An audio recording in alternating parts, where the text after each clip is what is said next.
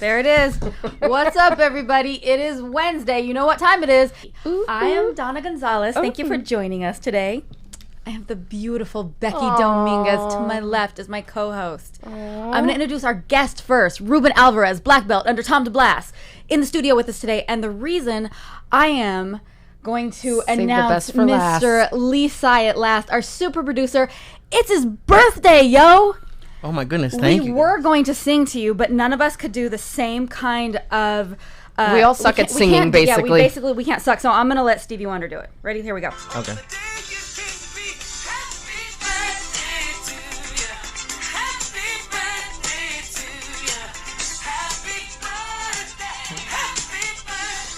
Happy birthday, Lee. We love you. Thank you guys Happy so birthday. Thank you for coming and hanging out I with us hope on you your enjoyed the birthday. donuts. Oh, I did. Thank you guys for the donuts. Oh my God. Donuts. Donuts are everyone's best friend. For sure. Lots of sugar, lots of coffee. Unless you have diabetes, probably not your best friend. Yeah, probably not. But Well, they were at one point if you had diabetes, or if you have diabetes, which is would be sad. that would be very sad. very It is. sad.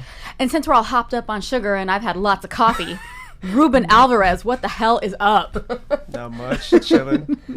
You flew all the way out here from Miami to hang out with us. Yep. Awesome. Thank you. Just to hang out with Just us. to hang out with us. Just for the podcast. Just the podcast came to hang out. Just the podcast. Might do a couple jiu-jitsu seminars, right? Yeah. All right. Tell the people at home who you are. Give them a little bit about your background, and then we'll start talking. Damn. Now I gotta go over my whole. Give us a bio. Bio? Give us a quick bio. You've been going over your life recently anyway. Yeah, exactly on those packets. But I like long walks to the refrigerator, grab a donut. He's a Yeah. fan You of- had donuts this morning. Look at all. Ta-da. Yeah. Okay, so I've been told he's a fan of donuts, and we took him to Krispy Kreme, and he just stands and holds a donut like what he didn't know what to do. Did with he it. Because eat like it? the chick was like making me uncomfortable. She was like looking into You were my soul while I had the uncomfortable that donut. She's like, "Are you somebody- gonna eat it? You gonna eat it?" wait, were you uncomfortable that somebody gave you a free donut? Yeah. All right. Usually, The man that loves donuts was like weirded out at the fact that he was offered a free donut, unless you're like my friend, and it was nice then and warm too. It was a, like fresh donut. I know, but the lady gave me like a creepy look. She's like, "You want a free donut?" Were you questioning what Like, the glaze did what the you glaze put, actually like, was? roofies in it? There's like Bill Cosby in the might back have. somewhere. Oh. You know, Wow. It's a Bill Cosby. Yeah. put the lewd in the drink. Okay. You're a black belt under Tom DeBlas, but you originally got promoted from Cyborg? Yeah, I got originally promoted from Cyborg 3.5 years ago. Okay. And then Wait, you're about 5 years old. So how did you... or you're 12, I'm sorry. No, So 13 when and did a you... half. So he was like 9. Yeah. When he got When his did black you start belt? training? I started training when I was 15, and I'm 25 now. Okay. Nice. So 10 years. All right. And So he was 22. He's a 22-year-old black Not belt. bad. All right. Yeah, I got it when I was 22. Congrats. Like, about to turn 22, I think. Oh, it wasn't even 22. I don't remember. A little bit of an So they- overachiever. That's cool. And Whatever. that's cool. Not jealous at all. So then how did you were under Cyborg, and how did you find yourself training under Tom DeBlas now? And then you live in Miami, so you don't really train under Tom DeBlas. So do you call him, and that's why you train send him underneath him? videos? Yeah, I sent them like voice messages and like Yeah. videos, like selfie videos, like, "Hey, what do I do here? What do I do?" All right. And no, it's just Snapchats. yeah, I sent him Snapchats. Yeah, he doesn't have Snapchat. By the way, you're on Snapchat now. Yeah. Don't change the subject. Uh huh. He just wanted to point that out to all Becky's of America. on Snapchat. Yep. Follow her. What's your Snapchat name? Because someone Probably kept Bex and Violence. because someone kept pressuring me and kept saying, "Get Snapchat." She's like, "What do you do in your days?" I'm like, "I Snapchat my whole day, so go on Snapchat and check them out." You know, like me dancing in the car. You're so- definitely 25. definitely. I'm too old. I'm like, no, that's too many social That's media. really that really is what he posts videos of. It's like him in the car All right. Singing or the TLC. his radio, just songs, music. Okay, Yeah. how did you find Tom DeBlas? Answer the question. Oh, okay. Answer the Well, question. There was like a little rocky start. Me and another black belt, we didn't really get along on the team that I was on. So when the whole fake black belt video came out, there was a little animosity between me and some of the old teammates that I had. Mm-hmm. And I separated myself from the team for like a year. Okay. And like really nobody had my back. So Tom was like one of the only guys outside of my team, like Boogeyman and all them, had my back. And just like the core values that Tom represents for jiu-jitsu, I really respect. You know, there's nothing that I really disagree with him. Okay. So when I talked to him, you know, he was on another podcast and he mentioned my name, and he told me that, like, you you don't come into a lion's den with lettuce like that, you know, be a fake black belt in somebody else's own academy, you know. Okay, you know you're going to have to elaborate on what you're talking about, right? Well, a fake black belt walked into my gym for a whole week and trained with me and my students. So he came in and he was like, what's up? I'm a black belt. Who did he say he was under? He said he was under George Patino, which is known as Macaco. Okay. Yeah, so... Did you like call and verify? Yeah, I had a couple of friends that are black belts under Macaco and stuff. Wait, but did you train with him first and go, something's up, dude's not a black Well, belt? he gave an excuse on why he doesn't roll. He said he used to fight like the old Valetudos, bare knuckle, and that he got his back broken because like the guy sprawled him and like did some like Had blood to fight sport. 50 men. Had to Yeah. fight them all off. Broke my back. Don't train anymore, bro. You But know- I'm a black belt. But you know, like the guy spoke Portuguese very fluently. He was from Brazil. You know, he spoke to the owner and he had a little bit of knowledge of jiu-jitsu. So you know, if the owner was telling me, hey, you know, this guy's legit, I was like, okay, cool. You know, I have black belts always coming into the gym when I was teaching there all the time, you know. So he comes up with that story. He's like, oh, my back's fucked up, blah blah blah blah blah. So I was like, all right, cool. You know, you could get on the mats. He's like, yeah, I'm just gonna do the fundamentals, try to get back into the rhythm of things and Okay. do that. So he comes in, he does a couple classes, and like I'm looking at him, I'm like, bro, this guy tied his belt wrong. Maybe it's the new belt, you know, because you know That's when the new way to tie the belt. well, I know you're from 10th Planet, so you guys Yeah. don't really tie belts. We wear but, rash like, guards. No, you Sorry, wear we rash have no guards. I'm belts. sorry, you know. We still But- get belts. Anyway, yeah, but you guys don't tie them around your waist. My blue belt is still in the. I'm pretty sure I just in the wore it on packaging, my- yeah. And Oh, he just really? gave it to me, and I kept it like That's that. cute. It's still tied up. That's cute. He Well, said, that's cute, he said. Anyways, like his belt was like flip flopped. I am adorable. And I was like, damn, those new belts really suck, man, because they make this guy look like shit. But I kept making excuses. Blame the belt. You know, because like, I mean, we've seen that happen. All right. you know, because there's times that I put on a new belt and it's like weird, and I'm like, fuck these new belts. Like I gotta like break Okay. it in. Okay. You know, Gotta like I wash said, it- it's you something gotta wash that it a few you've never times. probably I have had no the idea what experience you're of talking doing. about, but Yeah. I believe you. But I believe you. it's a gi thing. I get it. Um, A gi? Handles. Yeah, gi thing. Anyways, All right, G-McGee. like Go. he has it like wrong. I'm like, oh, it's probably the new Venom belt or whatever. And he starts doing like shrimps and stuff, but he's doing them like weird. And I'm like, man, you know, like there's one thing that you could do. Like if you leave jiu-jitsu for 10 years, you could come back and you'll still know how to like shrimp. riding a bike. Yeah, Yeah. you'll still know how to shrimp. It's like doing your ABCs, you know, like I haven't played music in years, but I could probably still grab my instrument and still be able to play a Find few a certain scales, you chord. know? For Yeah. sure. At least your fingers aren't going to be in the wrong spot. Like it Yeah. might not sound amazing, but it's not, you know, But I'll your still remember the technique's not basics. going to completely Yeah. change. Exactly. And I was like, damn, this is kind of awkward. So then I'm like doing some drills, like basic drills, like from like regular arm bars from guard and stuff, and the guy's like not catching it. Like How'd slack. you get that? So I'm thinking, I'm making excuses. I'm like, bro, maybe this guy's just like really that fucked up. You know, he comes on with wrestling shoes. He says he has like turf toe or whatever. Okay. And I'm like, all right, yeah, I've worn my gi with wrestling shoes because I've broken my toes. You know, like I don't want to get them fucked up anymore. So earthquake Ghosts. triggered. Having flashbacks. So he's on there and he's like doing the moves. I'm like, bro, this is some bullshit. Like, this guy's fucking weird. And I still let the guy come into the gym and train. Also, he had SS bolts tattooed on his face. What? Yeah. Wait, and he's supposed to be a What? Brazilian, like from Brazil? Yeah, he had SS bolts. You know, like I'm thinking maybe he had like a violent past or whatever, and he's trying to change or whatever. Okay. You know, like I don't want to hold You're people. trying to give him the benefit of the doubt. I always give Sure. people the benefit of the doubt because you don't know anybody's story. Sure. You know, so you're like, oh, you know, maybe he had a fucked up childhood or something. Okay. You know, whatever. But he was really respectful. You know, and then for a whole week, like a few classes, like 3 or 4 classes, I let this carry on. And I'm like, dude, like this guy's not a black belt, but I don't want to call him out unless if I have like actual for sure. like evidence to go at him with. Yeah, that's a big deal to call somebody out on that. Exactly. you How know? long do you think it took? Like the first 10 minutes of the first class? Like how long before it started getting weird? Before something went off in the back of your head. Like as soon as he started shrimping, I was like, this is weird, you know. And I looked at my brown belt, and I'm like, dude, this looks weird. And he's like, bro, this looks really weird. And then one of my blue belts was like, yo, this is pretty weird. So I'm like, all right, There's I like got 3 white belts in the corner. Is that how you do it? yeah. And what's That's messed what up you is showed me. I had students that are Jewish, and they see this guy's face with the SS bolts, and they're like, and I'm like, well, look, you know, like we can't really get mad at this guy. You know, he probably had a fucked up past. You know, we have to learn how to forgive people for like stupid shit that they did. And they're like, no, we understand, coach. Blah blah Wow. blah. So I end up one of my Brazilian students. The guy doesn't really speak English. 100% Brazilian. He's down here on an athlete's visa. He's like, bro, I don't think he's black belt under Macaco. I have friends that are black belts under Macaco. I'm gonna give him a call. So we take like a group picture, and he takes the picture and he like zooms in on the guy's face and sends it to like the black belts. And the black belts are like, no, we never seen this guy, you know. But Makako has like over 50 black belts. That's a lot. So yeah. I was like, shit, you know, like. It's possible. Yeah, it's possible, you know, because like his timeline added up when he gave us the story, you know.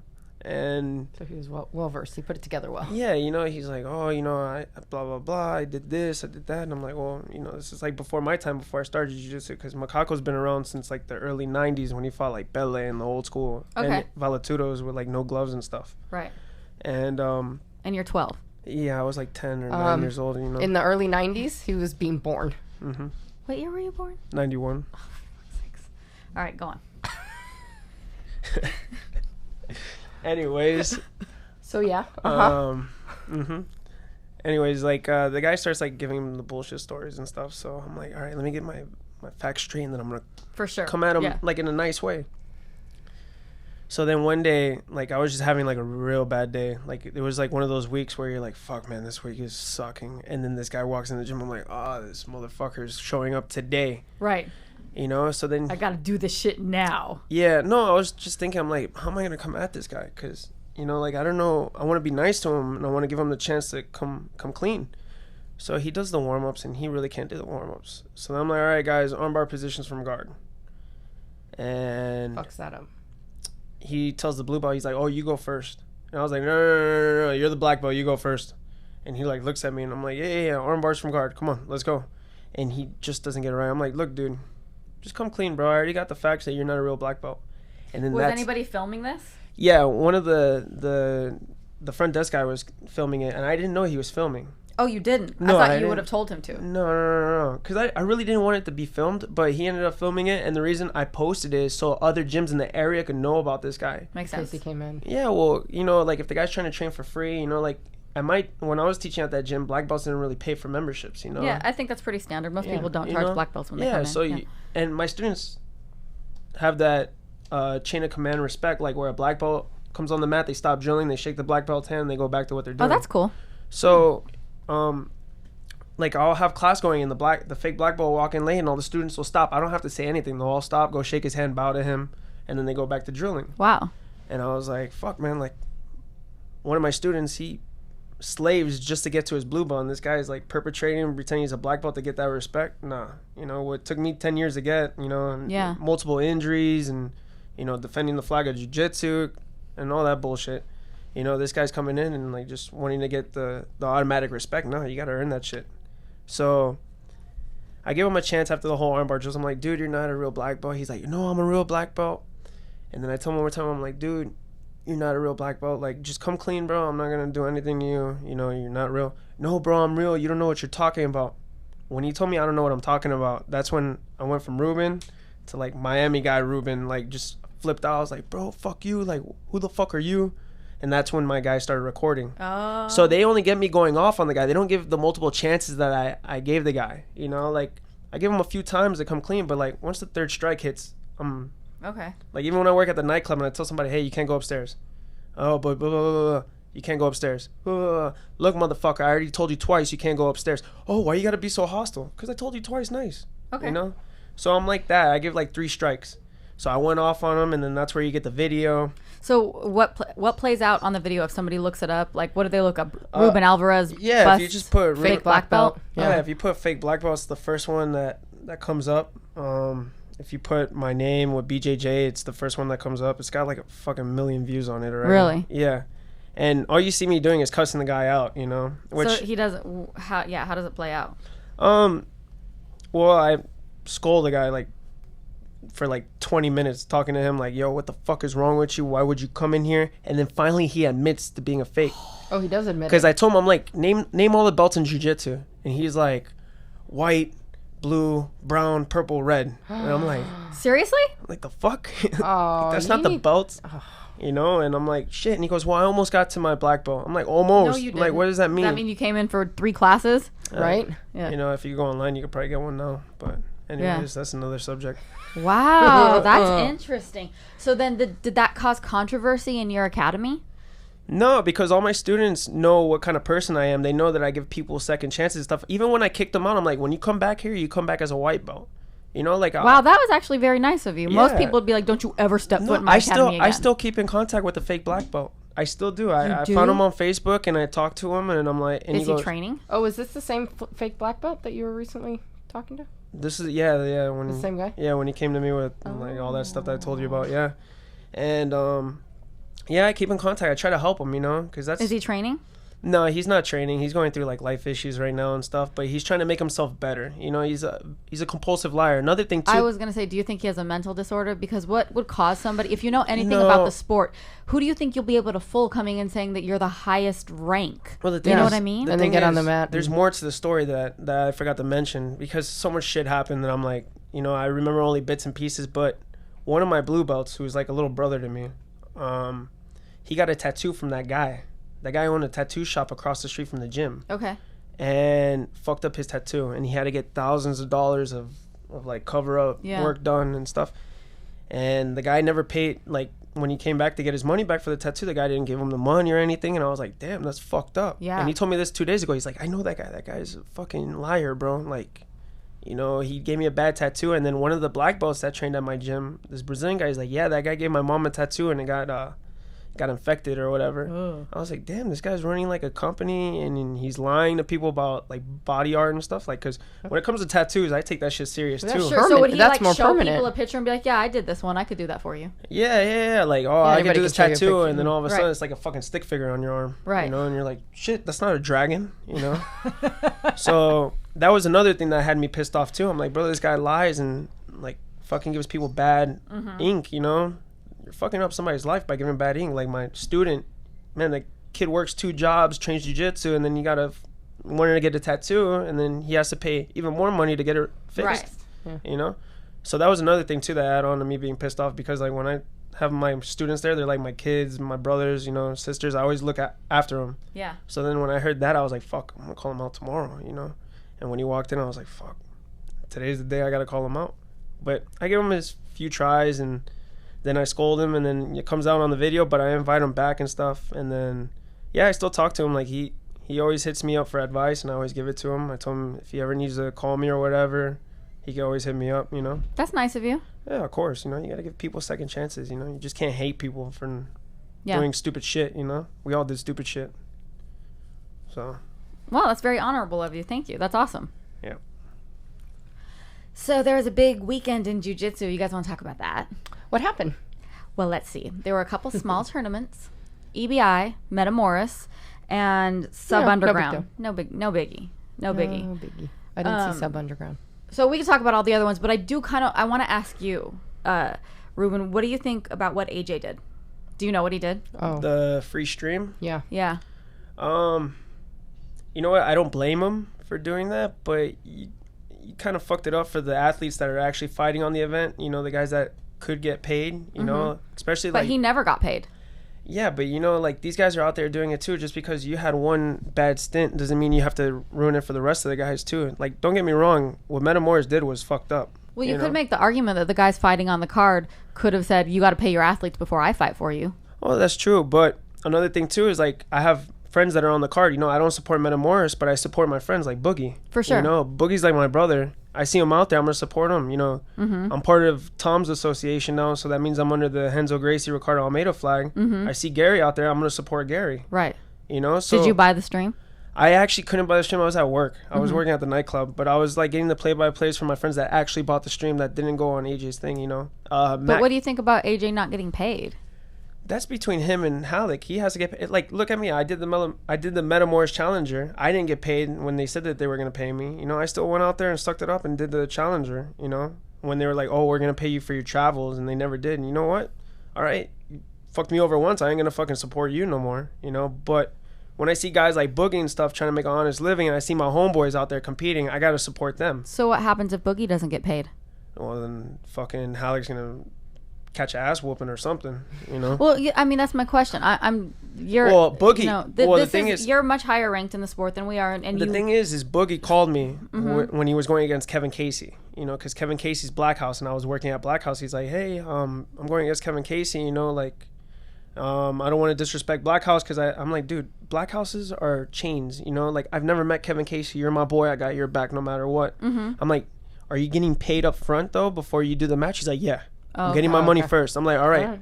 But he called me to But tell me why this is stuff. Halleck paying the guys up front now and he never paid like the athletes that have fought for him in the I would past? imagine because Maybe. of that situation. Now they're demanding. Well, Right, that, but how I come would he think. never went back and paid the guys in the past is what I'm asking. And maybe none of us know. Like, we can only speculate. I'm just asking questions. Well, remember, there's 3 sides of the story. There's Halleck's side, there's AG's side, and then there's the truth. Right. So we don't know, like, Halleck's fucked over a bunch of guys, you know? Like, if they call me, hey, you want to do Metamoris? I'm going to be like, fuck no. Well, I don't think you're You the know? only one that's said that they haven't been You know, reimbursed like, for I their know travels. Dan Borovic, I think that's how you say his name, didn't get paid. My good friend Marcel, who got his black belt from Cyborg 2, didn't get paid. He won the challenger. But they're taking legal action against him. Okay. You know? And, you know, to see what happens from there. But none of the guys have really been, like, broadcasting it on social media besides AJ. Right. You know, like, he did the whole hack on the Instagram and posted Yeah, all he his did stuff. the Instagram takeover. You know, like, he's proving his point, you know? But if you want to make a statement, get a fucking lawyer and sue him. you Right. know? I think There's contracts that you sign when you compete for Metamoris. There has to be a clause on there that Okay. you could go after him for. I think a lot of people You would know? know about it if he wouldn't have done what he did. But don't get me wrong. I think what Halleck did with Metamoris is fucked up completely. Like, you know, jiu-jitsu athletes, we don't really make enough money. That's why Right. I'm going to go become a cop now, because I need to make money. You Right. know? I need to have benefits, insurance and stuff. Jiu-jitsu doesn't really provide that unless you have like a good gym that you work for or you own your own business. Right. You know, but in Miami, it's so saturated with jiu-jitsu, you know, and just Even more so than LA, would you say? it's not as saturated as LA or New York, but it's getting up there. You know, there's Cyborg, there's a bunch of other gyms around, you know. There's gyms on every in Kendall, there's like 12 gyms. You know. How big is Kendall? Kendall's really not that big. Okay. You know, in Miami, there's like 12 gyms in Kendall. You know, MMA, jiu-jitsu, all that, you know. Like down the street is where I train at, WMB. And then a couple blocks down is the original gym where I started at. Then right across the street is Enrico Coco. Then down the other street is Evolution Mixed Martial Arts that has a jiu-jitsu program. And then you go down the street towards Town and Country. And then there's another jiu-jitsu gym there. So it's like there's jiu-jitsu everywhere. For sure. You know? And even in Miami Beach, there was Black House where I was teaching at, and then right down the street there's Autos. You know, so there's so much jiu-jitsu, you know. It's crazy. There's not enough jiu-jitsu in the world. That's fine. Never enough. Everybody needs to do jiu-jitsu. Everybody would be so much more peaceful. Oh, for sure. We can get into that later, because I'm sure you have. I know you have opinions because I follow you on social media. What do you think of Metamor? What do you think? Okay, well here's a question, because we all know EBI is awesome. Sub Underground was awesome. What do you think of the sub only movement and the way that Eddie's running EBI as far as the rules go, and how do you think that's going to affect the evolution of jiu-jitsu as a sport and how it's going to be viewed by the mainstream sports fan? I think what Eddie's doing is amazing, you know, for the sub only movement. Like, a lot of old school guys still believe in sub only, you know. Like, when I came up in jiu-jitsu, even though I'm young, I came up from old school guys that had to fight Valetudo to represent jiu-jitsu, you know. Like like my first instructor, Mike Cardozo, he used to fight the bare knuckle fights in bars when it was illegal for MMA. Like, and it wasn't even called MMA, it was called NHB. Yeah, no holds barred, right? Yeah. And those guys would fight, like him, Charles McCarthy, those guys, they would all fight, you know, like the bare knuckle fights, and they would rep jiu-jitsu because they were jiu-jitsu guys. And jiu-jitsu wasn't that saturated in Miami. I think there was only like 2 jiu-jitsu academies back then. Like, there was Conan, who's one of the owners of ATT, and I think Paulo Castro, who's a Gracie Baja black belt. I'm not really sure about the whole history of Miami, but, you know, like, these guys were the first guys that were doing like heel hooks and stuff. They were learning from like Oleg Taktarov and Sambo and stuff. So they were like mixing everything with their jiu-jitsu too. They were doing like heel hooks and the gi and stuff. But they were sub-only guys, you know. Like, when I was like brought up, it was like, you know, you don't win by points, because if you win by points, it gives room for the guy to talk shit. Oh, you know, Ain't no points in the street. You know, no, but it gives the guy like things like, oh, you know what, man, I just had an off day. He beat me on points. He didn't sub me. If I sub you, you can't really talk shit. Right. You know, like, I made you give up. You had to do that, and I'm the winner. Right. And like, you could be beating me 1,000-0, but if there's 10 seconds left and I make you do this, I'm the champion. So we're always brought up that way, you know, like, and you know, a lot of guys say position over submission. Well, for me, I got all my positions from the submission. So like, if I hit a Kimura trap and I land to your back, it was off of a submission. You know, if I go to the guillotine from like half guard and I do like a granny roll and then get on top, it was from going for a guillotine, you know. So when I teach my guys, I teach them to always go for the kill. You know, don't sit around, play for points, you know. Sometimes you're going to have to if the guy's really, really tough and you can't sub him. But most of my points I get from just gunning for subs, you know, just attacking all the time, you know. Mm-hmm. So what I think Eddie's doing with the whole sub-only movement is awesome, you know. I was blessed enough to be on EBI 5, and it was one of the nicest events I've ever competed in. How so? Because, like, you know, like, you're out there, like, in front of TVs and stuff, you know. Grappling wasn't that mainstream, you know. Like, in high school, I remember telling guys I did wrestling because I couldn't really explain jiu-jitsu. They'd be like, oh, you the karate kid or something like that. I'm like, yeah, I'm the karate kid. You know? Sure, whatever. Right. You do that ground karate shit, you know, like ground karate. You know, I do ground karate, you know. I see a T-shirt. Or I do wrestling, you know. Like, if I told them submission wrestling, they'd be like, what is that? Right. You know, and that I'm makes like, sense. I'm like, oh, it's like doing wrestling, but you have to make the person like give up or something. They're like, well, that sounds kind of gay. Yeah. You know. So I would always just tell kids in high school that I did wrestling, you know. But now, you say jiu-jitsu and people know what jiu-jitsu is. For now. sure. You know, like I'll walk in the airport. Do you watch MMA? You know, when they go to the ground, they're like, yeah. Yeah. Oh, you do that UFC stuff, huh? You train UFC. Oh, yeah. You know, back then when I was in, like I said, high school, which you guys 5 years ago. Yeah, 5 years ago. No, 2 years ago, actually. Right. But, like I would tell Class you. of 2014, what up? Nah, 09. But anyways. I was talking to a lady yesterday.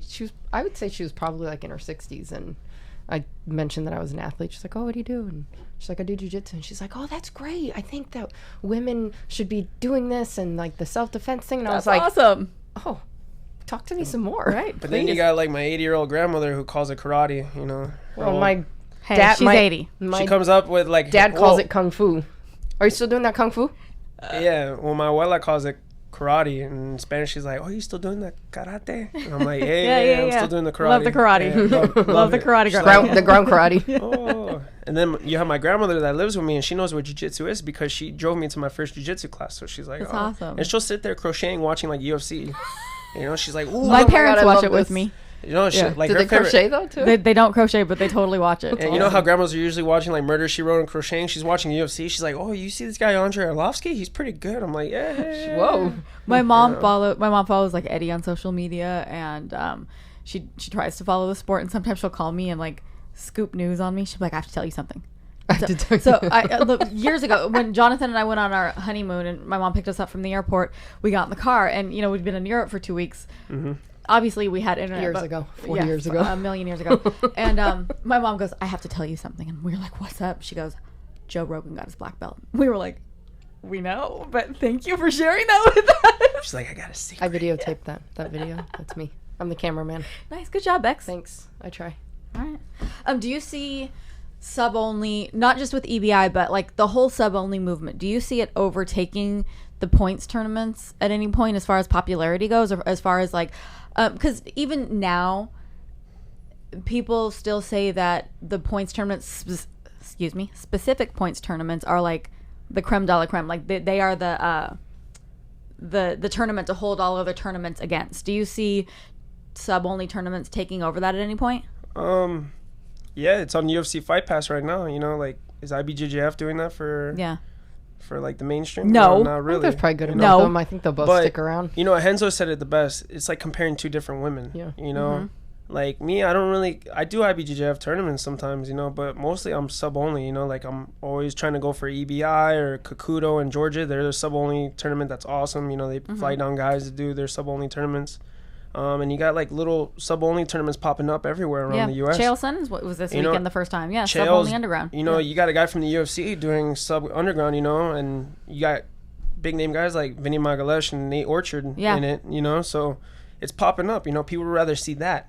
But then there's some guys who are picking up on how to go into the overtime rules. Yeah, Like, well, anything can be manipulated. like I was watching Right. EBI and I was like, this last EBI I was watching it at my friend's house who's a black belt from Gracie Barra, and we're like, man, these point guys are starting to figure out how to like. They're doing it on purpose. You can tell when they're taking somebody to the You know, OT. like me, I want to like cash checks, man. I want to get. sure. I want to get. That's what it doesn't make sense with EBI for them to do that, because if you end up going all the way through, if you win If in you don't, overtime, everything, then you what's the don't win fucking the money, point? right. Like you don't if get you see anything. an EBI 5, like my first match, I submitted the guy right in Who regulation. was your first match against? I don't remember.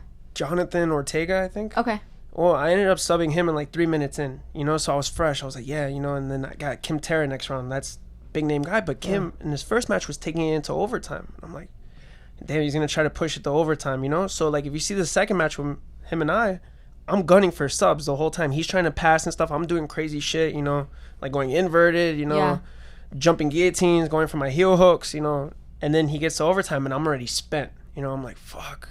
Now I got to go into overtime. You know, he gets out of my back attack and then, you know, he takes my back. I stand up and then you got that famous picture of me stopping the rear naked choke. And I tap and like I was just gassed. You know, like he's choking me and I'm like, shit, I'm about to pass out. You know, fuck, tap. And then I'm like, fuck, I'm spent. Like, I got to the back and my best friend's like, look at me. He's like, yo, you look dead. I'm like, fuck, I was like going after him. You know, and these guys are playing it smart. You know? He had a great game plan and he used it and he beat me, you know. And I see a lot of these point guys doing it, you know, like Rafael Dominguez was chilling his first match and then went to overtime and subbed the dude. You know, very smart game plan. But for manipulated the system a little bit. I'm trying to cash my check, you know. I want to sub everybody and be like Eddie Cummings and walk out with 20 G's, you know. You know, I don't want to go to overtime. But the argument is at least there was a winner because I feel like fans, from what you see on social media, are like, wah, wah, wah. Well,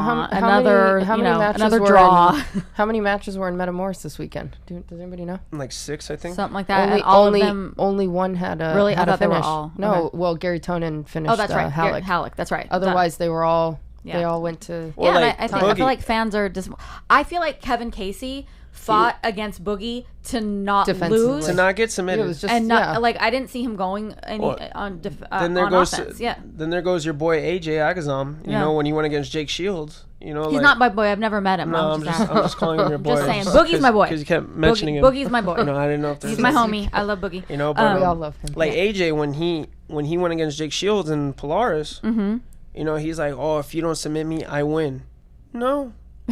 If he doesn't submit you or you don't submit him, both of you lose. It's a fucking draw. You know, I consider that a loss. That was a mess of hatred between the two of them. You know, like those guys had beef, but you know what, man? If I got beef with you, I'm going after you. For sure. I'm not gonna sit there and be like, oh, if you don't submit me, I think I won. It's not little league. It's not little league. If there's a draw, you're both winners.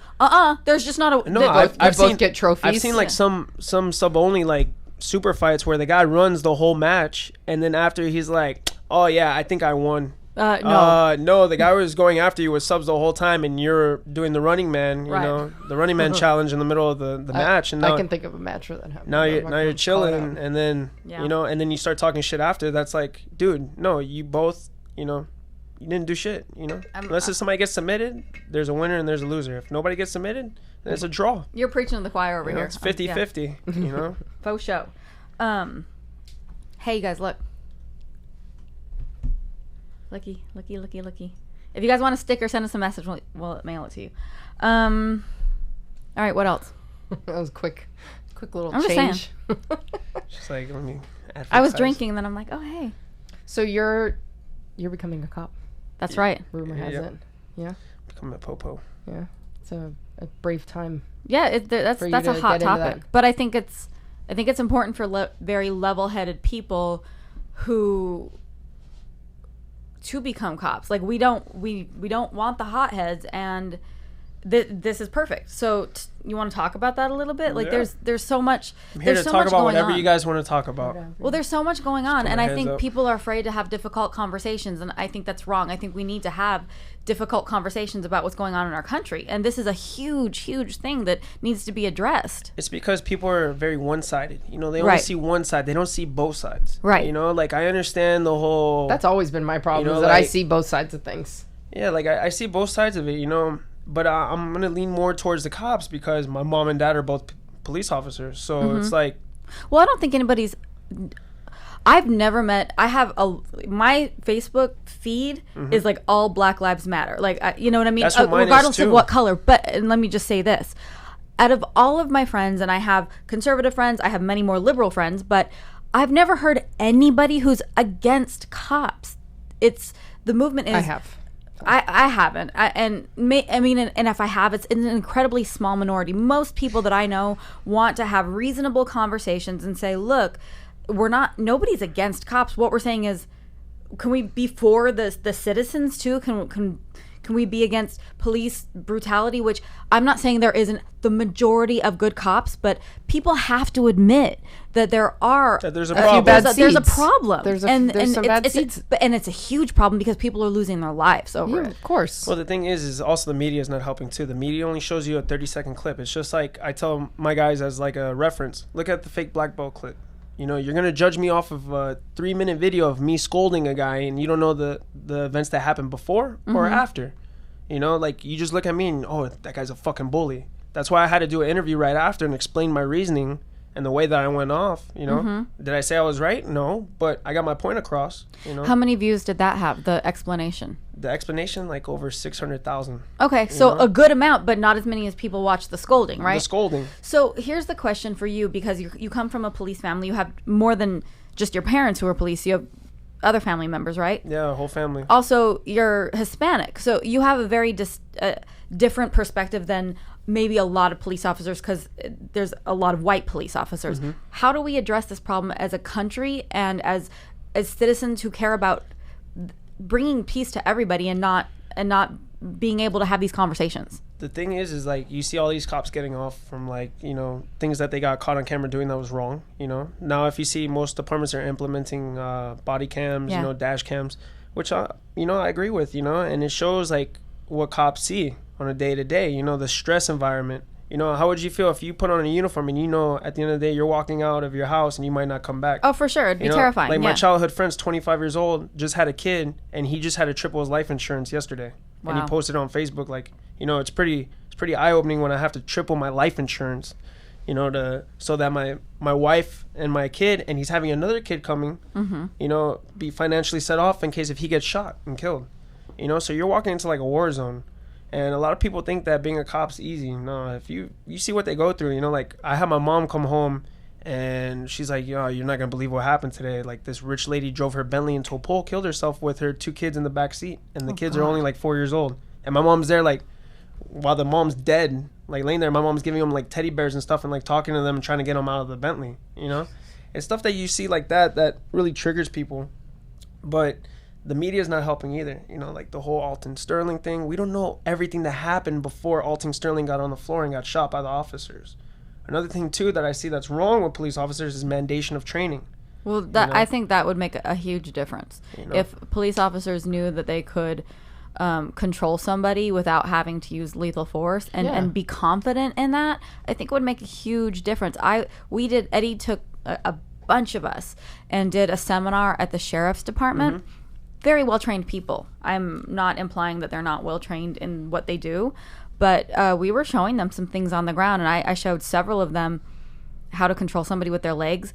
It didn't even occur to any of them. Before we showed them that you can control people with your legs, they were like, whoa. Well, that's because cops don't take it on themselves to train themselves. You know, right. Like you only have select few, and most of them are paramilitary, so they understand. Like, you know, they've been to war zones. Already, guys that can keep their cool. Well, they train for it. You know, like the military. What do? You go through a 6-month boot camp where you live on the base and you train. Why is special forces like the best out there? Because all they do is train, and then when the situation happens, they're ready for it. It's like jiu-jitsu. You train every day to get ready for the comp. So when you get to the comp, it's easy. Let's use that example. So the police academy, is it standard across the country that it's only 6 months? It varies. Like I know Florida Highway Patrol, they have their own where you live on the quarters in like Gainesville, Florida or something, and you do their academy. How long is that? I have no idea. But then like for me, city of Miami, if I go to the city of Miami or I go to Hollywood, it depends on what academy I go to. If I go to Broward College, I got to go to the college every day at 7 a.m. and then all the way to 3 p.m., go home. You know, I stay at home, study, you know, eat, then wake up again and drive there every day. You know, it's a job. Yeah. You know? When you get sponsored by a police department, they pay you to go to the academy. Okay. You're already hired. You're getting paid on. Now, if you go through it on your own, you pay whatever the fees are, and it's like going to college. You know? How much training do you get after you've passed the academy? Depends on the police department as well, you know. But the mandation for training for police departments in Florida is bullshit. You know? I was going to ask, do you think it's enough? I mean, if we compare it to jiu-jitsu, could you imagine somebody coming and even if they were training every single day for 6 months, granted, that's a lot of training and you're going to be better than most white belts who have been training for 6 months. But could you imagine somebody coming to you saying, I went through a really rigorous, hardcore BJJ boot camp and I've been training for 6 months, and I'm going to open my own school. Like, everybody'd be like, no. It doesn't sound like that's enough training for people who are taking the lives of citizens into their hands, and that makes them super fearful for their own life. And now we've got a shit show where people are losing their lives. Like, how do you explain the Tamir Rice situation? It's that there's no excuse for that one. Well, for sure. And what I see that's wrong with police departments now is that they rather have guys that have AA degrees than guys that have life experience. So you mean to tell me that this college degree that you paid lucrative amount of money for, right, compared to my black belt, means that the AA degree is better than my black belt? Yeah, why aren't belt? they recruiting at BJJ academies? Because they don't look at jiu-jitsu like that. They want cops that are smart at writing reports and not being, out there on the streets, community policing. I would make the argument that jiu-jitsu makes you have more critical thinking than a book. Is there's a lot of ego in police departments, Like, I've taught free seminars for cops. You know how many showed up? Like 4. One of them was my father. Like, my dad, he's very open-minded. He did martial arts his whole life, went into the Marines, and then became a cop. He's about to retire. That means a time where you could relax and enjoy your last months as a cop. You know what he's doing? He's waking up at 4 a.m, doing his 2-mile run. He's 55 years old, 54, 55, doing his 2-mile runs, and then hits me up. He's like, I'm going to go into night class tonight at Gracie Baja down the street from the house that my friend owns. And he goes and he trains jiu-jitsu. And he does his little karate that he did since I was a baby, And he does that, he trains that, but he's always training, And then we'll go shooting every weekend. So that way he's getting proficient with his firearm. Yeah. There's a lot of guys who they just do the mandation, which is 1 time a year. Right. If you're lucky. You do defensive tactics. And you can't expect people to hold their own lives and other people's lives in their hands for that. So here's a question. Obviously, the 3 of us are not going to solve this problem in this conversation, but in your opinion, what do we as people, a community, a jiu-jitsu community, like how can we, knowing, hey, this can change shit, like how do we help fix this for everybody? Like, there's a huge problem with black men being killed in this country, and we have to look at them that these are our black men. They're not different, they're not other, they're not those, until everybody looks at that like these are our people. Like, how can we figure out how to help our people? Well, that's one thing that's really pissing me off, though, is that they just say that black men are getting killed, Hispanic men are getting killed, white men are getting killed. If you look at the stats, like if you read up on stats and stuff, I think one of the chiefs or sheriffs said it, like, more white people get killed from cops than black people. But if you look at the media is very powerful. They just want you to see what they want you to see. They don't want you to see the whole truth behind things. That's why I say a 30-second clip, you're going to judge off of a 30-second. The thing is, right now in this generation, we're very judgmental. Yeah. You see one people thing, love to judge. You Get outraged. You see one thing for 30 seconds and you don't get all the events to it. You're like, fuck the police, bro. Because you know what? They killed that black guy. But you don't see what, like, that girl that went on Facebook Live and showed like her boyfriend dying when the cops like, what the fuck? I told him not to reach.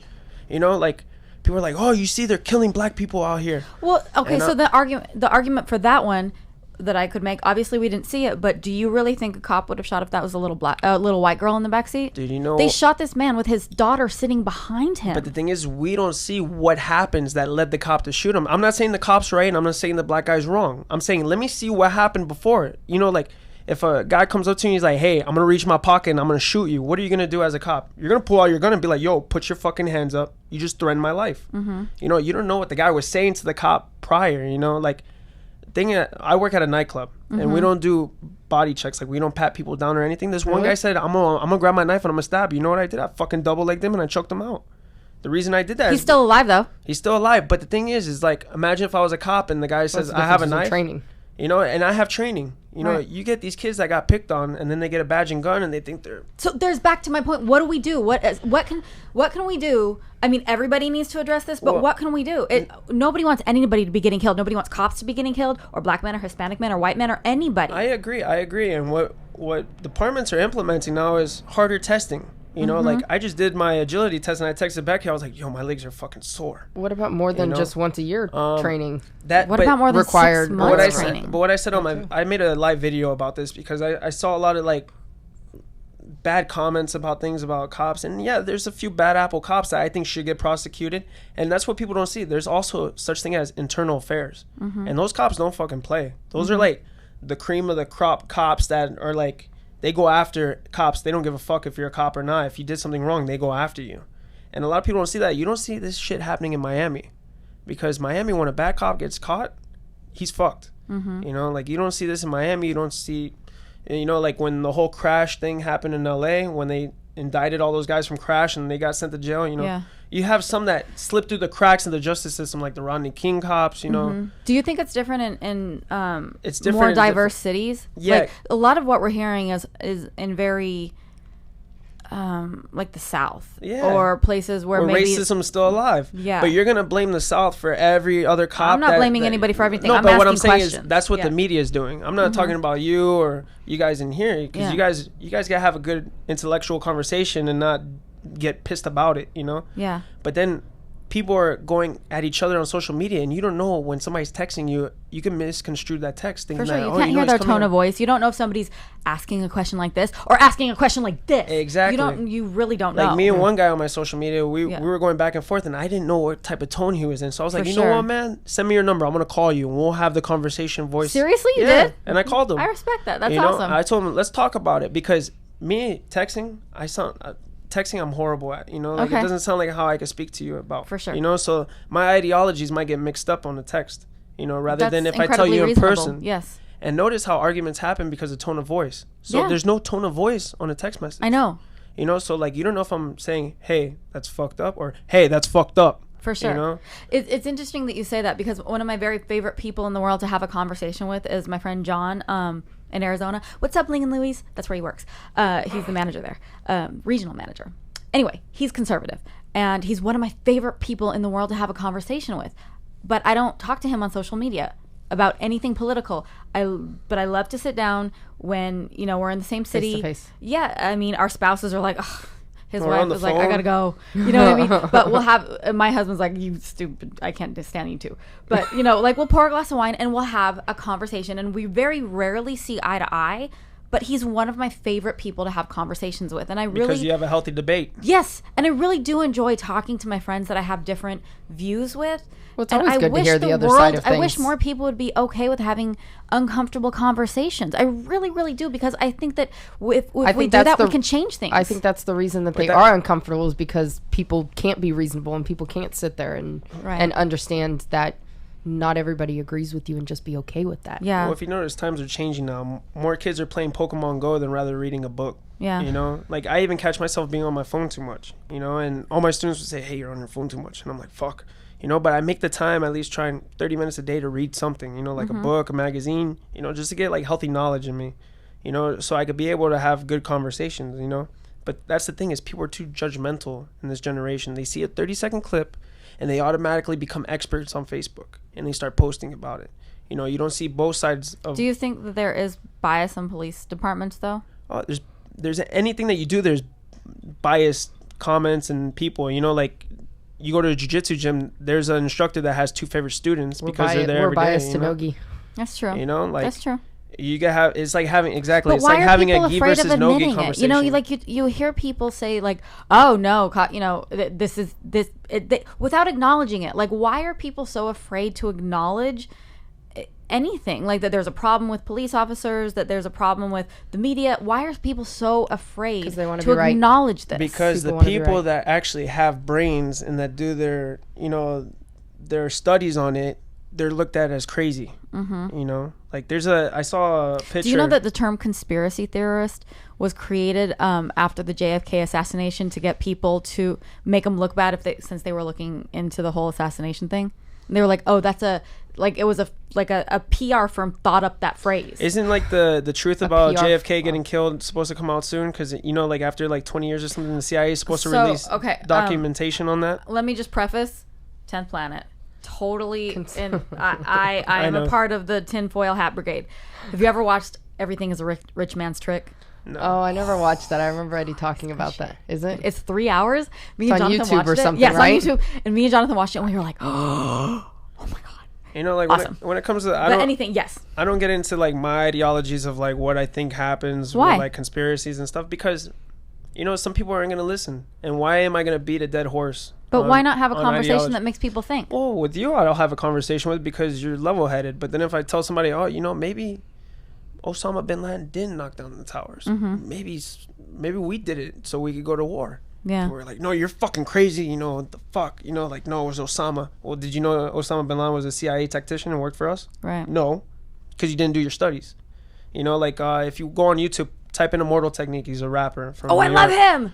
You know, he's awesome. There's a part where he sits down, heard he of him. talks to a CNN reporter and just like makes Dude, her he's feel so so smart. stupid. This dude is so smart. You Look know? him up. He's amazing. Like he his talks name? about Christopher Columbus. You know, he's like, you guys, Immortal Technique. you guys have a holiday for Christopher Columbus, but did you know that he was a rapist? You know, Right. like did you know that he killed like the Indians and stuff? You know, like everybody thinks, oh, you know, he found this land and it was magical. No, you Right. fucking killed the Indians that have this land. Right. You know, And he never came to North America. He went to South America. exactly. Like, you yeah. know, like history books made it seem like Christopher Columbus was the good guy. Yeah, why are people so afraid to acknowledge that everything's written through the bias of the person writing it? Like, if 100 years from now somebody were to read a book about jujitsu and it was written by a 10th planet person, you're going to get a completely different perspective of what jujitsu is if it was written by a Gracie person. You know what I mean? That's why I have to see things with my own two eyes to believe it. You know, I just can't believe off of what people say. You know, I have to like study and figure out like if this matches up with this. That's why when I watch videos now, I'm very unbiased. You know, I'm not for the cops. I'm not for the black people. I'm for like what's right and what's wrong. For sure. So back to You that, know? what do we do? What can we do? Especially you're going into the police department, so I feel like you might have a different perspective than the rest of us plebes. Like what do we do? Well, there's guys like Tom DeBlas, my coach, and other guys in Miami who offered the free month of training for cops. And nobody took anybody And up on nobody's that. taking. Why? Because most cops have egos, you know, and they think just because they have a gun and a taser that they're gonna be able to take on the world. But that's the problem. But the thing is like these guys are AA degrees. They probably have never seen half of the shit that I've seen working at a nightclub or anything. And a lot of cops go their whole entire lives without even pulling out their gun or getting into an altercation. You know, like they're very like, oh, okay, you know, maybe I'll just let this slide, you know, and stuff. Rather Do than you think that cops should have to do stuff like not only go train, but maybe go hang out in the neighborhood that they're going to be patrolling and like just seriously hang out with the people and witness what they get to experience? Because you know, I don't know the numbers. I don't pretend to know the numbers, but growing up, I was always the one non-black girl hanging out with like all the black kids. I've been the only. I'm white and Mexican. I've been the only non-black person in a situation more times than I can count. Oh, same here. And you kind of have to witness. I feel like if people just could see, like, go witness it, because people aren't lying. Like, go ride in a car with 4 Mexican men and see what happens when the cops pull them over and just talk to them differently. Go ride in a car with 4 black men and see how they're treated. People have to experience what other people see in order to be compassionate towards them. You know what I mean? When a cop pulls me over and I'm by myself, I get treated completely different than when I was, you know, younger and rolling around with a whole bunch of my black friends. Like, completely different. Another thing too is what I see is like it's not up to the departments whether or not that the cops get their training and stuff. It's up to the cop themselves. You gotta take pride in your job of what you do.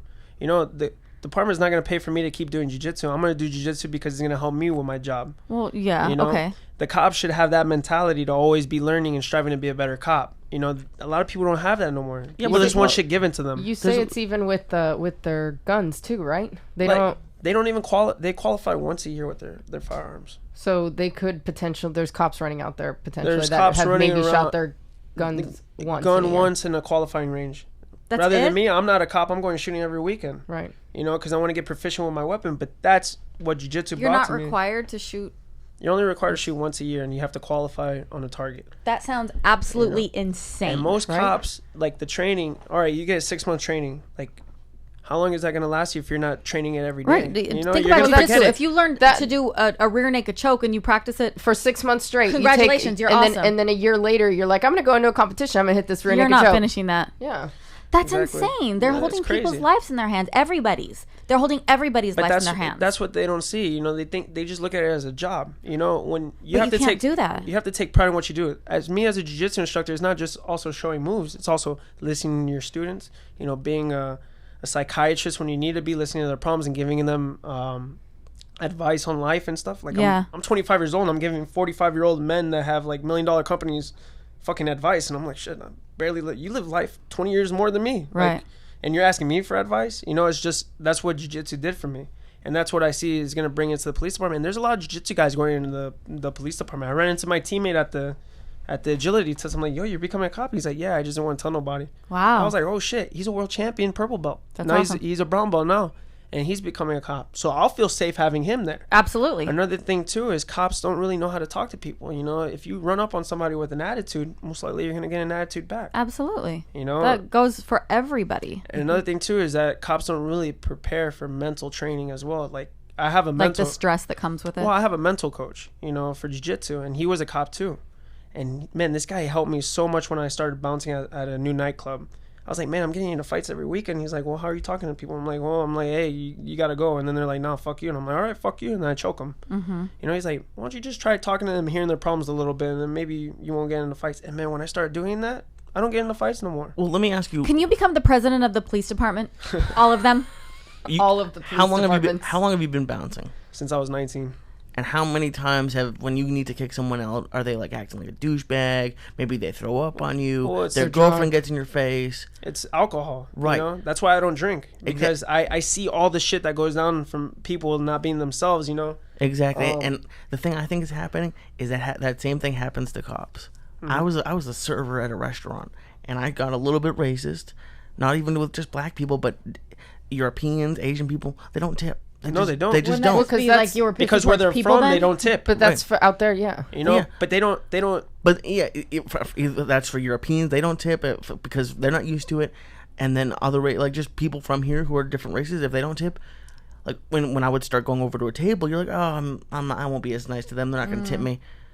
A cop who has like a 12-hour shift, I gotta be honest, I can see where, I'm not gonna go to jiu-jitsu class if maybe part of their shift was jiu-jitsu. There's Yeah. that. But that's an excuse put in their head because Oh, absolutely, there's it's a, an excuse. There's a guy that works with my mom. He's a jiu-jitsu blue belt. He trains at Henzo's. This guy will work a midnight shift, and then I'll be up at Henzo's at 9 a.m. to train, and he's getting off a midnight shift and walking into the gym to train, and then go home and go to sleep. Wow. And this guy, not That's only like it. is he a cop, he's a jet pilot for Invicta Watches. He's a professional photographer. He took pictures of Eva Longoria or whatever her name is. I didn't even know who she was till he posted a picture of him doing photo shoots with her.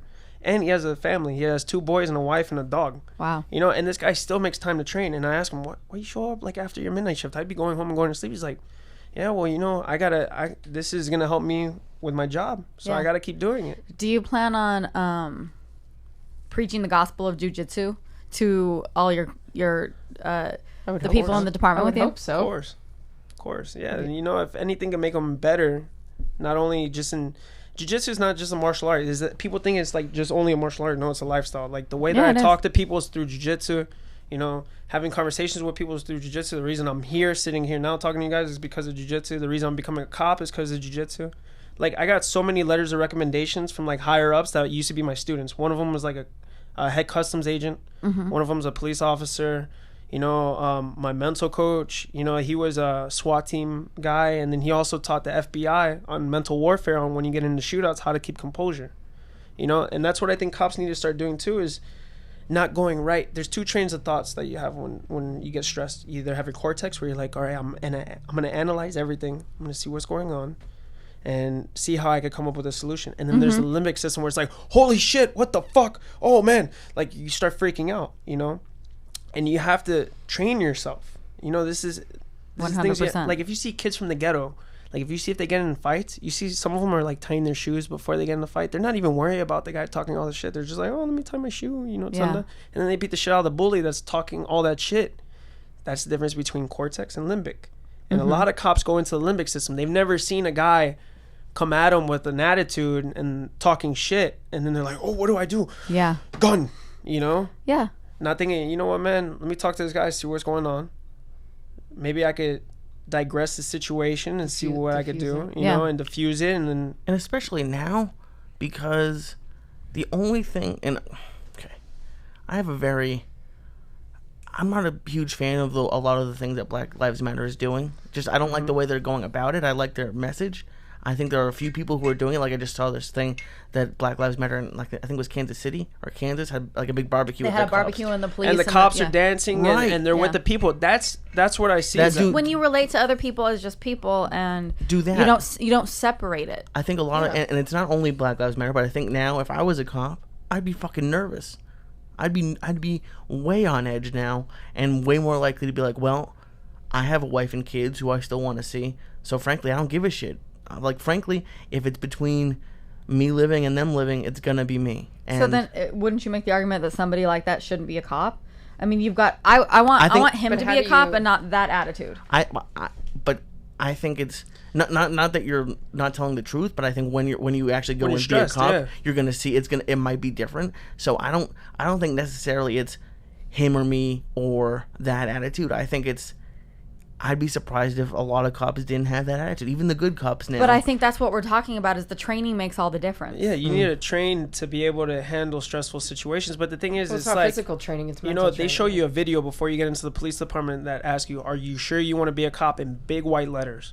Because when I was an Explorer, I had to watch that video because I was going to go straight to the police force after high school or to the Marines, and then I started doing jiu-jitsu, and I was like, fuck this, I'm going to do jiu-jitsu for a little bit longer and see where that gets me, But they ask you, do you want to be a cop? And they show you some gruesome shit, like faces blown off from shotguns and stuff. And at the end of the video, it goes, still want to be a cop, with a question mark. And that's when you get up out of the orientation, you leave, or you stay there and you say you're going to be a cop. Did anybody get up and leave when you did that? A bunch of people got up really? and leave. Like, good. Not for the police department. The police department, I haven't seen that yet. In the Explorer Academy, we all watched that. And some of the kids got up and they couldn't take it. We're like 14 years old. We're police explorers, but we're watching reality on TV, like what cops see. Like, I see a bunch of videos of cops that aren't trained that are asking the guy, sir, put down the gun, sir, put down the gun. And the cop gets fucking killed. And you hear the guy taking his last breaths on the radio, And cops now are stressed out. Like, I got to watch my mom and dad get ready. And my dad's putting on a tack suit, to get ready, cleaning his AR-15 because he doesn't know if a guy's going to walk into the courthouse with a long gun and shoot everybody. Right. So they're all on edge. And I do... the Black Lives Matter group, I don't agree with their mythology. Well, of what they're they're all doing. a bunch of different people. There's not just one. And that's one of the issues. And that's what I'm saying. Like, why is it Black lives are the only ones that matter? Why aren't all what lives? makes you think that Black lives?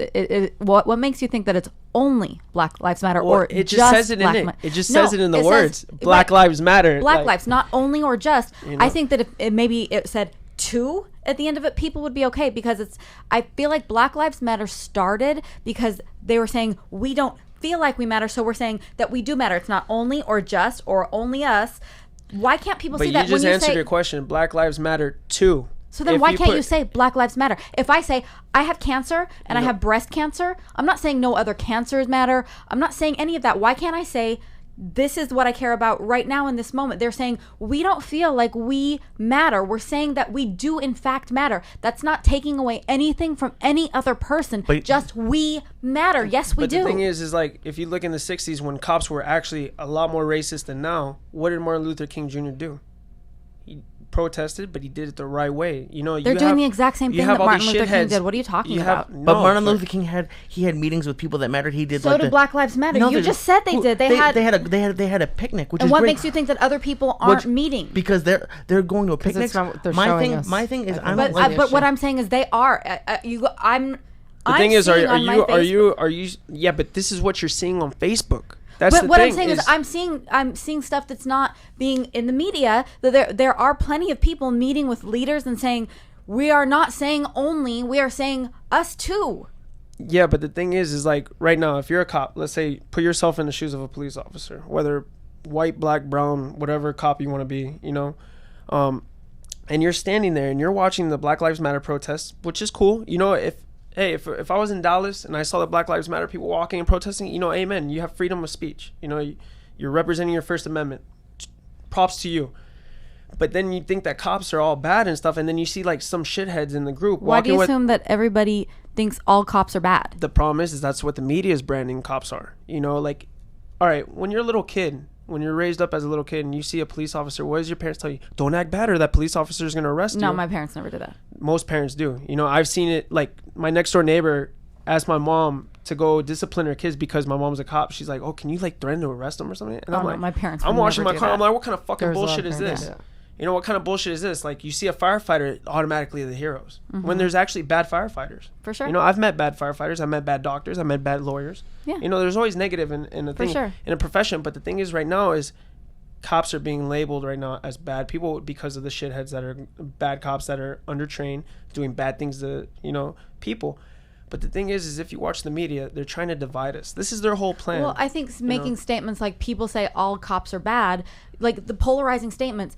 But the thing is they're trying to divide us. Like, you see Black Lives Matter group. Yeah, I do think Black Lives Matter. So do I think White Lives Matter. I think Hispanic lives. And nobody's saying they don't. But it's not a period at the end of that statement. Hispanic people are dying at a substantial amount of rates too, as Black people getting shot too. But do you see Hispanic people rallying up and doing a Hispanic Lives Matter protest? Maybe we should. The thing is what I see here is I see a lot of division. I see dividing.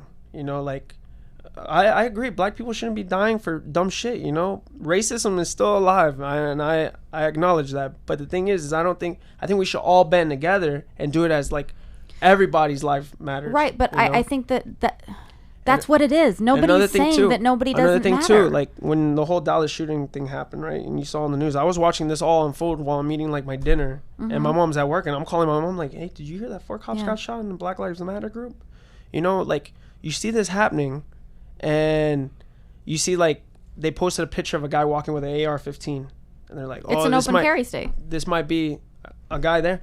But if you're doing a protest, why are you carrying a gun? What? It's an open carry state. Look at the NRA people that go to Walmart with a gun on. I think if you open carry, you're a dumbass. Well, you know, because I agree, but you can't say it's okay for some people and not okay for other people. No, I'm saying that I don't think anybody should have an AR-15 personally. You know, but that one was actually that guy was actually pretty cool. It was cool. He gave his gun to them, and he's like, "If you guys need me to help, you know, I'll be there by your side with the gun." Here's my personal opinion on guns. I don't think, I'm not one of those people that think guns should be taken away. My father's a Marine. I grew up with a very healthy respect and fear of guns. But I think that if you are going to own a gun, and it should be like having to get a car. You should have to follow a set of requirements, and not everybody is going to be able to qualify for that.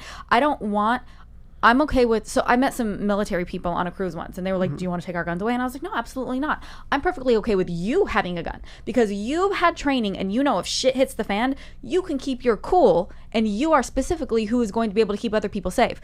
But if you are some cowboy person who, and I'm saying cowboy specifically, somebody who in their head is like, I'm going to go get a gun, and they don't bother to go get the training and to be able to, they want to have the gun and not have the responsibility of having the gun. Those are the situations that I am against people having a gun. And those are the same type of people that are becoming cops and having these problems. The thing is what I think there should be more mandations on getting a concealed weapons license. You know, I think there should be a psychiatric evaluation as well. You know, but the thing is, there's these set of requirements. I think it should be the same as the set of requirements of becoming a cop. Like next week, I gotta go do my psychological exam with the police department. You know, so they have to tell me if I'm mentally ready to be a cop. That's good. You know? Exactly. That's fantastic. But this is a test. What happens if I don't pass that test? Does that mean that I'm psychologically not well in the head? Like psychologically not well in the head? Maybe I'm just nervous, you know, with the testing. I don't like taking tests, like handwriting tests. If you tell me to do something like physically, I'll be ready. I won't even be nervous. But then when you put a pen and paper in front of me, I'm like, oh shit. Yeah. Like I was getting nervous filling out my personal history packet. You know, like I'm like, shit, man, when did I get in that accident? I have a friend who's a cop in Phoenix, and I was really interested to hear that she had to like give her credit score and things like that. Yeah, I had to give them my checking account, like how much money's in my checking account right now. Yeah, I found that really interesting. They want to know everything about you. They ask you what type of drugs you've done in your whole life, you know. Do any of them disqualify you from being a cop? Like if you smoke weed or... Depends on the department and how truthfully you answer. Me, I'm the type of person that I can't lie. Like if I lie, I feel bad about it for days, you know. So like I'm looking at this packet, I'm like, do I tell them the truth or do I lie? No, I gotta tell them the truth because I'm gonna do a polygraph test right after my psychological. Yeah. You know, so I'm like, fuck, I'm putting it on there like, oh, I experimented with marijuana in high school, you know, like shit like that, you know. Experimented. I did like twice in high school because like that's what all the cool kids were doing. I got peer pressured, you know. All right. I think all the laws and stuff, you can throw together all the laws that you want, but in the end, people are still gonna get their hands on. The people that shouldn't have guns are still going to get their hands on it. Yeah, like when you can make anything illegal, when they start talking about someone that shouldn't have it is still going to have it. Look at Chicago. Chicago has a you think that someone that shouldn't have a gun is not going to have a gun just because you no, but I also don't think that yes, it might minimize should be able to conceal carry if they haven't had the proper training. Yeah, but then there's people in the streets that are concealed carrying too, that are carrying guns. Like I think you should have proper training if you're going to have a firearm. Amen. Yes. You know, like you become more of a liability than anything else if you don't have the proper training in anything. I carry my gun everywhere I go because I live in a society where I know that people won't fight fair, do anything. A guy will walk But into you a go get the proper supermarket. training. Well, that's because my upbringing. You know, my dad taught me always train for what you're gonna do as your trade. You know, but not a lot of parents show their kids that. They're like, oh, there's a gun, you know, go get it. Like, I see a lot of parents blaming guns for kids grabbing them and shooting, like looking at the barrel and shooting the gun. Like when I was, why wasn't your gun locked up? Well, it does. You know, it doesn't even have to be locked up. The thing is the parents never taught the kids to respect the firearm. Yeah, I've never touched my dad's gun. Like when I was 4 years without old, him standing there and like completely supervising everything. When I was 4 years old, my dad left the gun on the table. He's like, "Do you ever grab this gun?" I'm like, "No." He goes, "Do you grab the gun when I tell you to grab the gun?" "Yeah." "All right, show me how to like take out the magazine." You know, click the button, take out the magazine. He's like, "How do you rack it, you know?" He's like, "When I'm not around, I leave my gun on the table. Are you ever gonna grab it?" "No." "What happens if you do grab it?" "I get my ass beat." You know, so like I remember one time when I was like 5 years old, my dad got off of a long shift. He was in the gang unit for multiple years. He was like one of the top leading investigators for gangs. And is there a big gang problem in Miami? There used to be, but it's starting to get back up there, you know. But like these are the guys that you see getting shot on the media, and they post it up looking like they're like angels and stuff, and you don't really see all this, you know. Like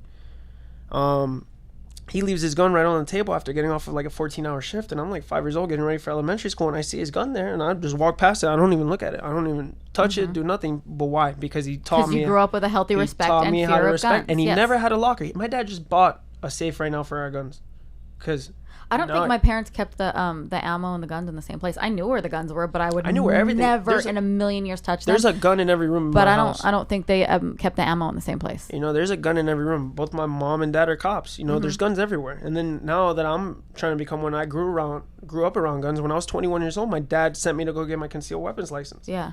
You know, God forbid I'm in a movie theater watching a movie. You know, last thing I want to do is have a guy shoot in there, and then I gotta grab my date, put her on the floor, and then jump on top of her, and then get fucking shot up. That's not how I want to die. Yeah. You know, if I'm gonna die fighting. I never understood locking them up, because what if someone breaks into your house? You have time to go run and Well, I think unlock the argument is safe if you're not going to train your kids the way that, you know what I mean? Well, there's another situation. One of my homeboys that went to high school. I think that's where most people go, is if there's kids in the house and there's guns in the house, you lock them up. But that just makes right, no but I sense to think me. I agree with Ruben now that he said that it's definitely more beneficial to teach your kids the respect and the fear. Like I guess I just took that for granted that was your always father the was a attitude Marine. in my house. Yeah, You like know, that's we like the would Marines never mentality. touch You my grew up, dad's gun. Yeah, but not Never. everybody grew up. Yeah. Yeah, but your dad's a Marine. My dad was a Marine too. Like I was in Young Marines by the time I was like 8 years old, you know, doing ROTC. And then when I was like 14, I went to the Police Explorer Academy, you know. Yeah. Like I was always taught that, you know, like from a military family. You know, and then my mom was But see, there's the argument. We were both brought up with military fathers who taught us the respect and the fear for guns, and I feel like there's not too many people in this country think of them as a right when they're actually a privilege and like a toy. I don't look at a gun as a toy. You know, even a BB gun I don't even look at as a toy. Like I remember I pointed my toy like Nerf gun at my dad and shot him with it, and he'd beat the shit out of me with the Nerf gun. Yeah. He's like, you don't point any weapon at somebody and pull the trigger, you know, because it brings bad habits. But yeah, like I said, you know, here the lack of training, lack of knowledge, it's everywhere now. You know, I agree. Like when you see these people, like you see all these politicians holding up a rifle, and they're like, "Oh, this is an assault rifle." No, it's not an assault rifle. It's a fucking regular rifle. It's single shot, semi-automatic. It's not fully auto. You know, an assault rifle has to be able to do a 3-round burst or a fully automatic, you know, switch. I have no idea what you're saying. Exactly, but it's like people that don't like study the weapon, they think, oh, all guns are bad. You know, like when Hillary was trying to ban all weapons. Yeah, but you still have Secret Service guys with those weapons that you're trying to ban protecting. But do you think regular citizens should have like assault weapons? Like, what's the point of somebody having a semi-automatic you know, like weapon? God forbid, what happens if, I hope never happens, but we never had anybody come onto our land like and invade us. You know, like usually we're the ones doing the invasions.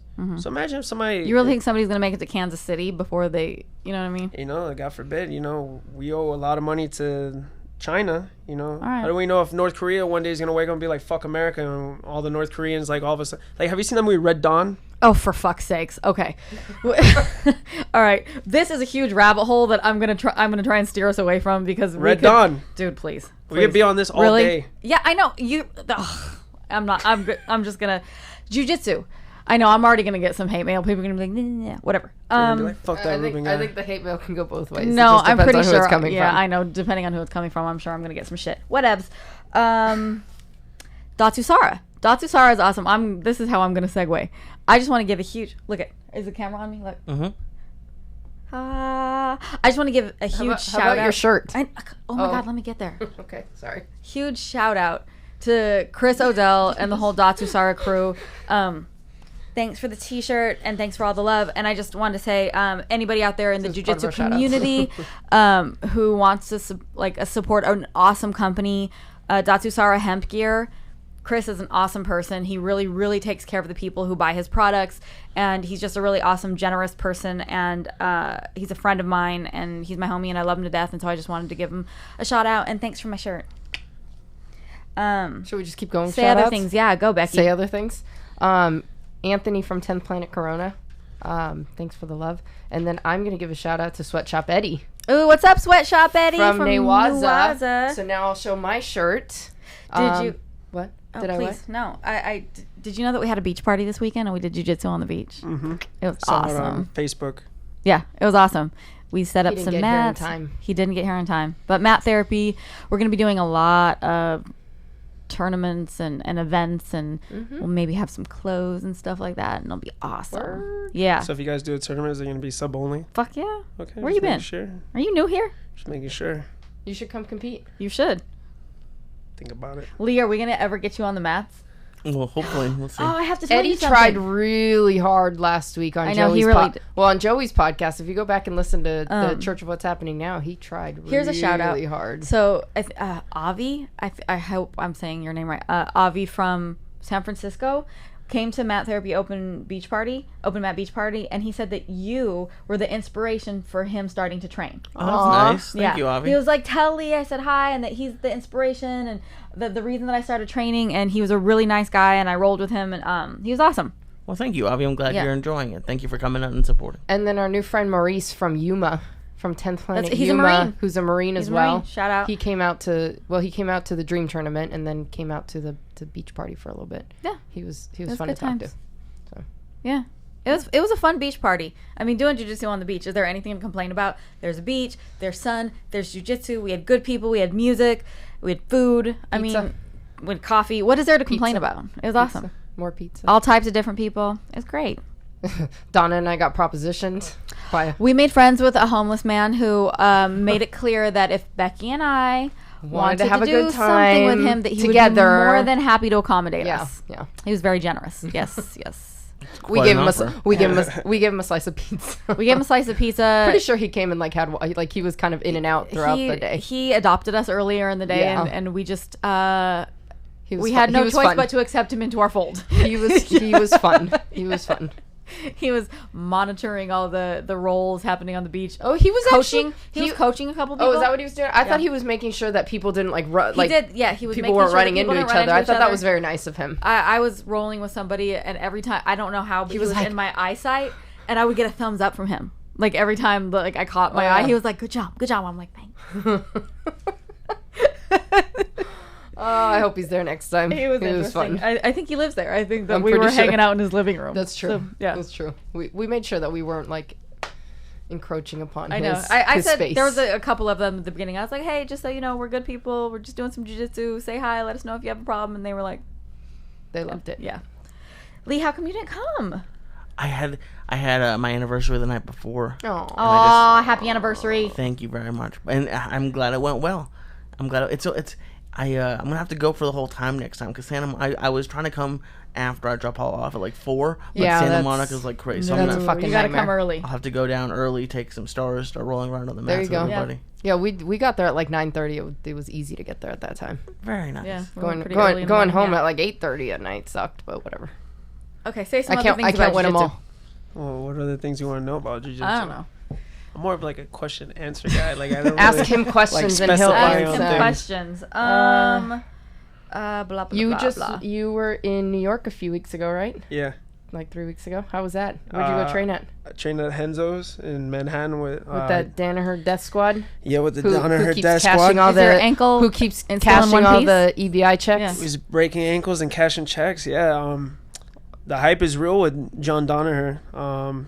That's one of the most, like, it was just a unique experience. Yeah. One of my friends who's a black belt under Renzo, his name is Black Rob. He's a good friend of mine. He's like family to me. He was like, hey, come to Manhattan. You know, you could do all of John's classes. Come in, check it out. Today?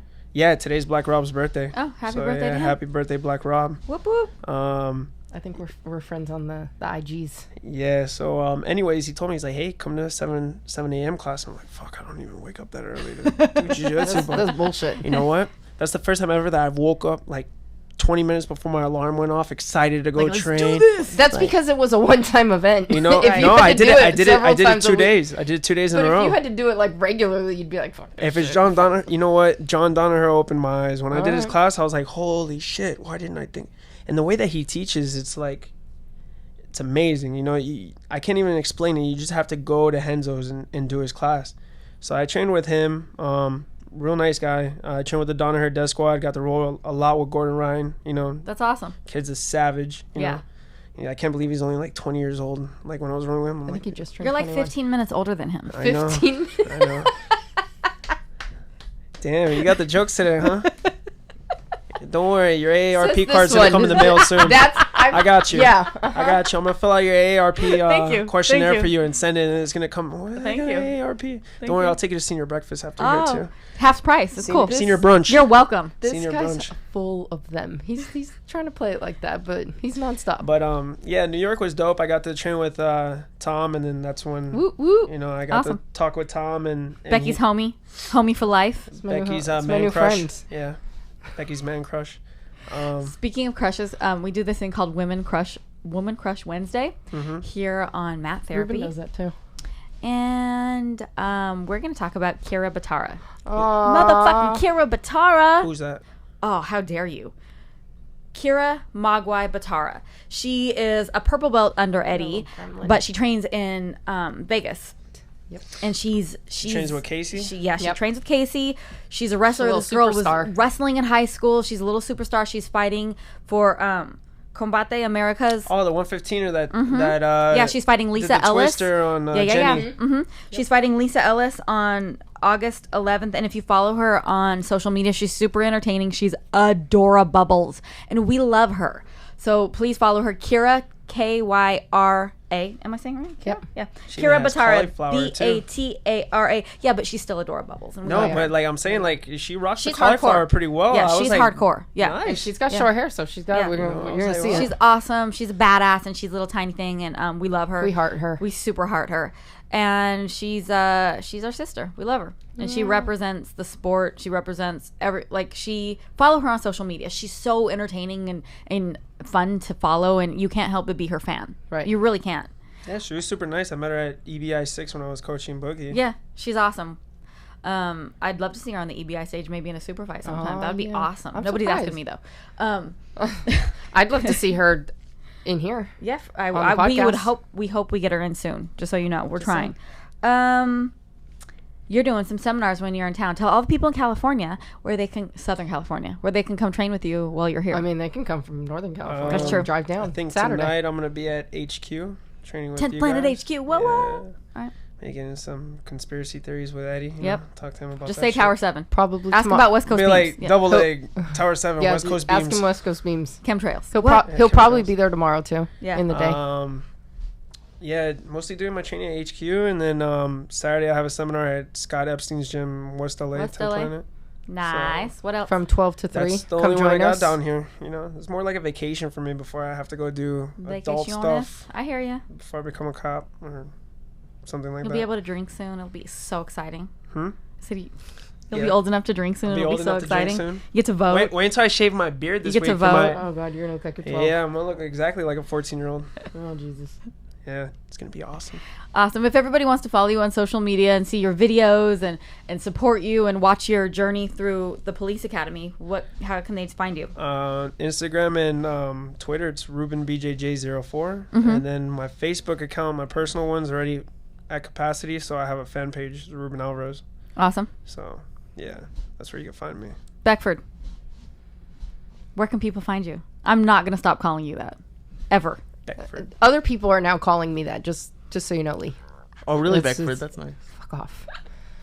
BeckyDominguez.com. You can find all my things there. Damn, she's so official. She got her own website. Can, does. can Well, someone we buy all You know have, what? They actually. all have their own website. That's why I was the one left out. They were all like, oh, LeahScience.com, If everybody has a website, I'm DonnaGonzalez.com. And gonna I make was my like, own. You need one. it was a gift, actually. Who bought you? Who got it for you? Do you remember? Do you what's his name? Yeah, he's a Teomir. Teomir? from where? Can you buy Beckford.com? Just to Fuck off. Teomir, don't listen to them. BeckfordDominguez.com. so So a fan bought me my website. Thank you very much. there it is.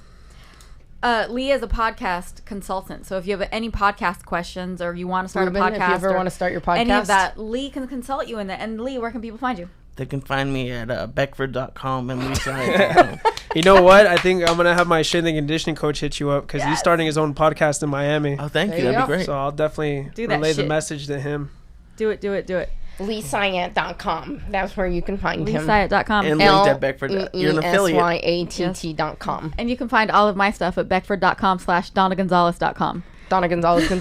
DonnaGonzalez.com. We can talk about women's self-defense. Her maiden name is Gonzalez, and her She's gonna married put name. like That is she's gonna correct. put like self-defense like moves of the week or something Yeah, like that. maybe. And I have podcasts to talk about. I have other things. I have things to talk about, Ruben. You don't know. I And know you when's, have things to talk But about. you know what?